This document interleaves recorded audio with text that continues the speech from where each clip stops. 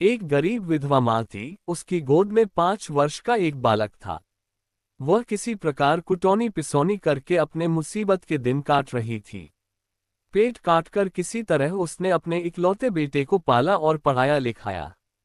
जब बच्चा पढ़ लिख कर बड़ा हो गया, कमाने खाने लगा, तो माँ ने उसकी शादी कर दी और स्वयं राम भजन में लग गई।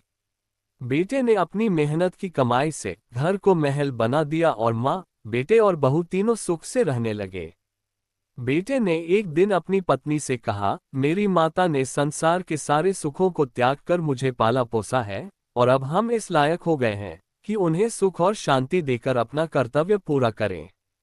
पत्नी बहुत ही चतुर और चालाक थी, बोली, हाँ हाँ, ऐसा ही होना चाहिए, उनका खर्च ही क्या है। 2 जून भर पेट भोजन और तन ढकने के लिए 2 धोती। क्या हम लोग इतना भी नहीं कर सकते? फिर यह कोई पराई तो नहीं है, सास ससुर की सेवा से ही तो अपना धर्म कर्म बनता है। वह अपनी पत्नी की बात सुनकर बड़ा खुश हुआ।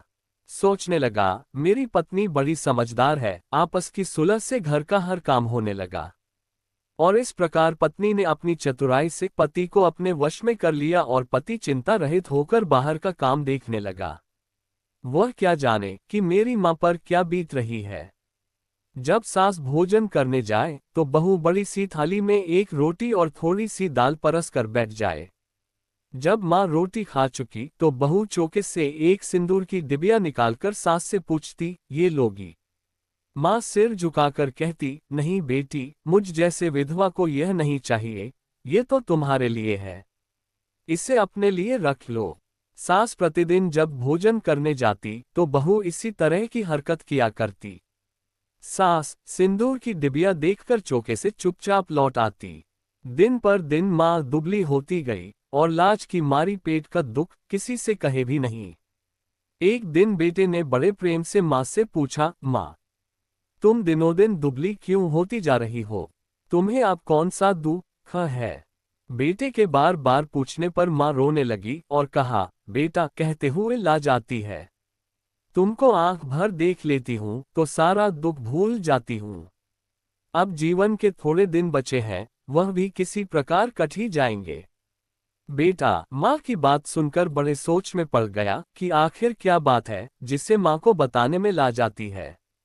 वह माँ के पैर पकड़कर कहने लगा, माँ, मुझसे कैसी लाज? मैं कोई गैर तो नहीं हूँ जो लाज करती हो।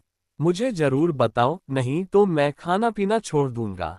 माँ बड़े धर्म संकट में पड़ गई, धीरे से बोली, बेटा, मुझे पेट का दुख है। बेटे को ये सुनकर बड़ा दुख हुआ। वह कहने लगा, इतनी धन दौलत के बावजूद तुम्हें पेट का दुख है? बड़े सोच की बात है माँ, मेरा सारा परिश्रम व्यर्थ है। बेटे ने अपनी पत्नी से पूछा, माँ को पेट का दुख है, ये कैसी बात है? मेरी समझ में नहीं आता।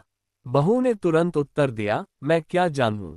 यदि वे न खाएं और पूछने पर भी न लें तो मेरा क्या दोष? मैं तो रोज बहुत पूछती हूँ। आप चाहें तो खुद सुन लें।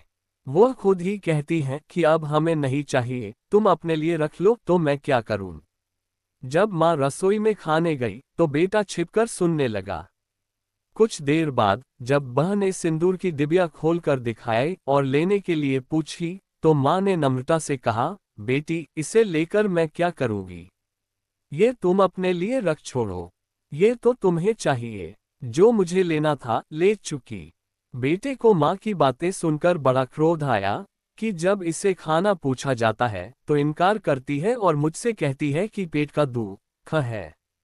बेटे ने माँ को एकांत में पाकर पूछा, क्यों माँ? एक ओर तो तुम कहती हो कि पेट का दुख है और दूसरी ओर बहू के पूछने पर खाना भी नहीं लेती हो और दुनिया भर की बातें करती हो कि हमें न चाहिए। अब मैं लेकर क्या करूंगी? अपने लिए रख छोड़ो। ये दोरंगी बातें कैसी? तुम्हें भगवान के घर जाना है, आखिर झूठ क्यों बोलती हो? माँ ने कहा, मेरे लाल, तुमसे झूठ बोलकर मैं भगवान के घर भी न रह पाऊंगी। मैं झूठ नहीं बोलती। तुम अपनी माँ को झूठी न समझो। यदि मैं तुमसे झूठ बोलूंगी तो स्वर्ग में बैठे तुम्हारे पिता क्या कहेंगे? तुम्हारी बहू मुझे एक रोटी और थोड़ी सी दाल देकर फिर क्या देती है, तुम चौके में आकर स्वयं देख लो। जब माँ चौके में खाने लगी तो बहू ने एक रोटी और थोड़ी सी दाल देकर सास को फिर वही सिंदूर की डिबिया दिखाए। माँ ने फिर वही उत्तर दिया। बेटा तुरंत चौके में घुस गया। उसने देखा कि उसकी पत्नी एक बड़ी सिंदूर की डिबिया खोले माँ से पूछ रही थी, इसे लोगी? बेटा अपनी पत्नी का ये चरित्र देखकर क्रोध में बोला, अरे दुष्ट, तू इतनी नीच है, मैं नहीं जानता था। तू हट जा मेरी आंखों के सामने से, मैं आज से तेरा मुंह नहीं देखना चाहता। वह बहू को घर से निकालने लगा, पर माँ ने उसे समझा बुझाकर शांत किया।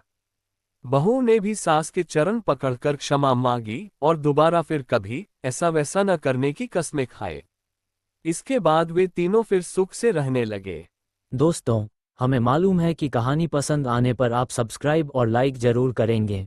अतः कहानीराज के तरफ से कहानी को पूरी पढ़ने के लिए आप सबों को बहुत बहुत धन्यवाद।